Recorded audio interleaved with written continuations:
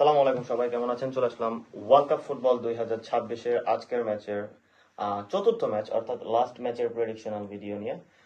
সকাল 8টার সময় যে ম্যাচটি শুরু হবে, সেই ম্যাচটিতে যে দুটি দল মাঠে নামছে, কলম্বিয়া এবং ডি আর কঙ্গো নামটার সাথে আপনারা সুপরিচিত হতে পারবেন, কারণ আগের ম্যাচটিতে ডি আর কঙ্গো পর্তুগালের সঙ্গে 1-1 গোলে ড্র করেছিল। অতএব it's kind of a big achievement for D R Congo.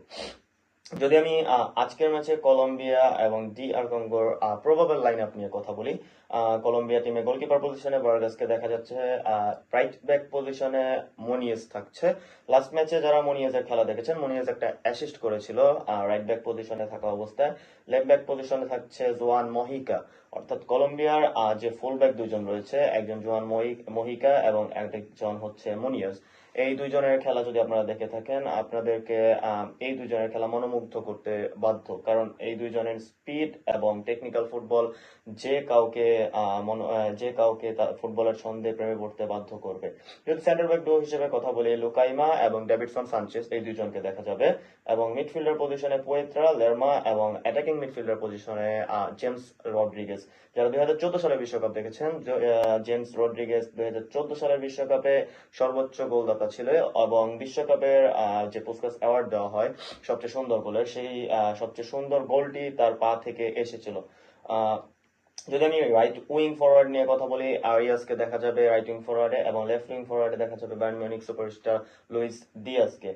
Luis ডিয়াজের লাস্ট ম্যাচে গোল ছিল একটি, এবং স্ট্রাইকার পজিশনে জোয়ারেন সোয়ারেসকে দেখা যাবে কলম্বিয়ার আজকের ম্যাচে স্টার্টিং 11-এর স্ট্রাইকার পজিশনে।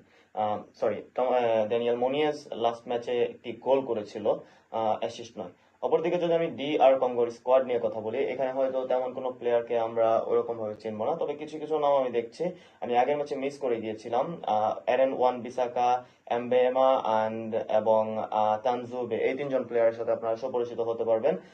এরেন ওয়ান বিসাকা, তিনি ম্যানচেস্টার ইউনাইটেডের সাবেক প্লেয়ার, তিনি বেশ কিছুদিন ম্যানচেস্টার ইউনাইটেডে খেলেছে।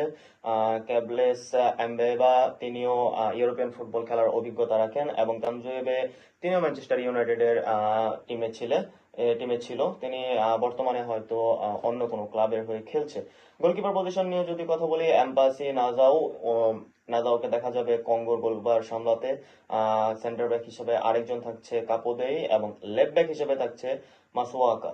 আচ্ছা, থ্রি সেন্টার মিড হিসেবে থাকছে এমকোকো, মোৎসা আমি, এবং কায়ামাবা, এবং টু সেন্টার স্ট্রাইকার হিসেবে থাকছে বাকাম্বো এবং উইন ওয়াইসা। শক্তিমত্তার বিচারে হয়তো কলম্বিয়া অনেক বেশি এগিয়ে থাকবে আজকে কঙ্গোর তুলনায়।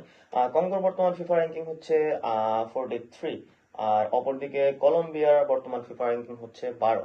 আপনারা ফিফা র্যাঙ্কিং দেখে স্বাভাবিক অর্থে বুঝতে পারবেন কলম্বিয়া বেশ কিছু এগিয়ে আছে। তবে আমি যদি মাঠের ফুটবলের কথা বলি, কলম্বিয়ার মাঠের ছন্দময় ফুটবল 2025 থেকে যারা কোপা আমেরিকার খেলা দেখেছেন, যদিও তারা আর্জেন্টিনার বিপক্ষে কোপা আমেরিকার ফাইনালটি হেরে গিয়েছিল, তবে তাদের যে কোপা আমেরিকার ফাইনাল পর্যন্ত যাওয়ার যে একটা রান ছিল, সেটা প্রত্যেককে মনোমুগ্ধ করতে বাধ্য করেছে। তাদের অর্কেস্ট্রেট ফুটবল, তাদের ফিজিক্যাল ইন্টেন্স, তাদের ওয়ার্ক রেট, সবকিছু মিলিয়ে দারুণ একটা কম্বিনেশন আছে কলম্বিয়ার টিমে। কলম্বিয়া প্রথম ম্যাচটি 3-1 ব্যবধানে জিতে নিয়েছিল।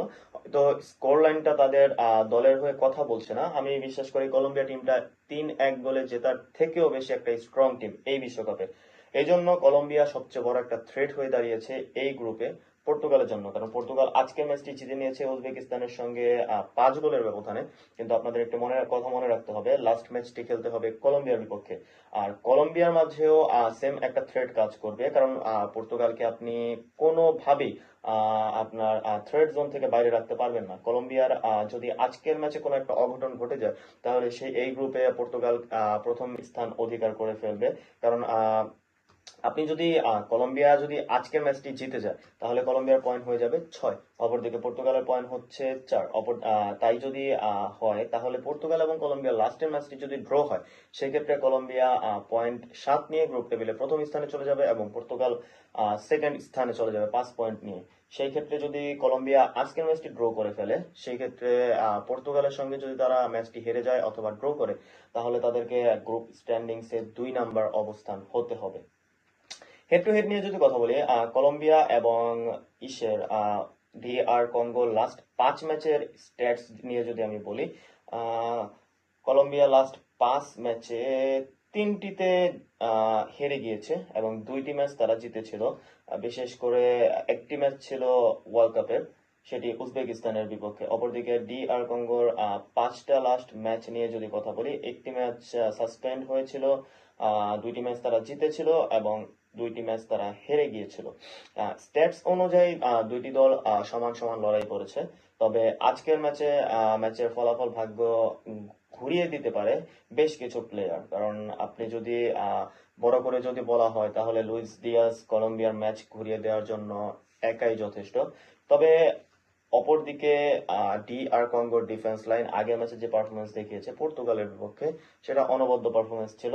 আজকেও যদি এর ধারাবাহিকতা রাখতে পারে, তাহলে কলম্বিয়ার জন্য আজকের ম্যাচটি অনেক বেশি কঠিন হতে যাচ্ছে। আমি যদি প্রেডিকশন নিয়ে কথা বলি, হয়তো কলম্বিয়া আজকের ম্যাচটি জিতে নিবে, খুব সহজেই জিতে নিবে। কলম্বিয়া লাস্ট মিনিট পর্যন্ত তাদের যে বলের প্রতি ধারাবাহিকতা থাকে, যে পারফরমেন্স থাকে, সেই হিসেবে বলতে হয় যে কলম্বিয়া এই বিশ্বকাপে একটা আন্ডারডগ হিসেবেই খেলছে। যাই হোক, আপনারা আপনাদের প্রেডিকশন জানাতে পারেন আমাদের ইউটিউব চ্যানেল অথবা ফেসবুকের মাধ্যমে, sports zone live BD। Thank you very much.